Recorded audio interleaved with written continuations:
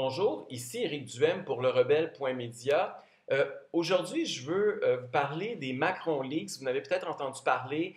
Hier, vendredi, il y a eu des courriels qui ont été rendus publics du coulage, autrement dit, le 5 mai, donc à 48 heures du vote si important pour l'élection présidentielle française. Évidemment, quand il y a des documents comme ceux-là qui sont rendus publics, il faut faire excessivement attention pour valider l'authenticité des documents. Ce n'est pas toujours une mince tâche. Mais cela étant dit, En Marche d'Emmanuel Macron ont quand même confirmé, son équipe et lui, qu'il y avait effectivement eu piratage de leurs courriels. Et donc, des milliers de documents et de courriels ont été rendus publics ainsi. Et aussi, Wikileaks a confirmé que ces documents étaient authentiques. Donc, mais il peut quand même y avoir eu de la manipulation et c'est pour ça qu'il faut quand même se garder une réserve. Mais moi, au cours des dernières heures, mon collègue Luc et moi, on a passé toute la journée à éplucher ces documents-là.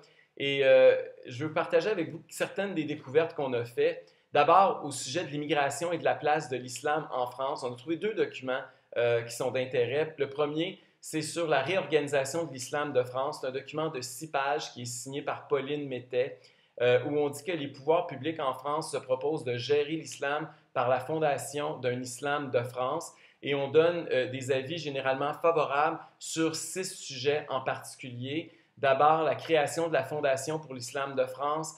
Ensuite, un grand imam de France pour exprimer une doctrine qui dit-on, serait compatible avec les valeurs républicaines.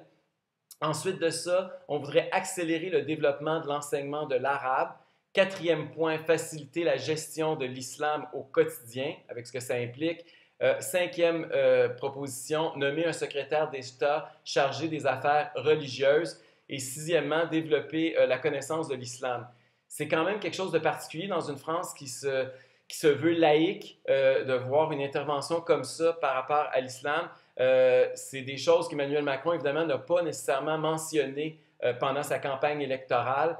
Et il va falloir, j'imagine, qu'il réponde dès l'élection pour savoir jusqu'où il veut aller dans ce sens-là. Mais ces genres d'informations, je pense qu'on aurait eu intérêt, comme citoyen, à avoir avant de se présenter aux urnes. Et c'est ça qui est triste parce que présentement, tout le monde s'active pour s'assurer que l'information ne sorte pas, hein, alors que je trouve que les électeurs auraient au contraire eu intérêt à avoir cette information-là beaucoup plus tôt, puis il aurait dû y avoir des débats sur la place publique sur ce genre d'enjeu. C'est Éric Duhem pour le rebelle.media.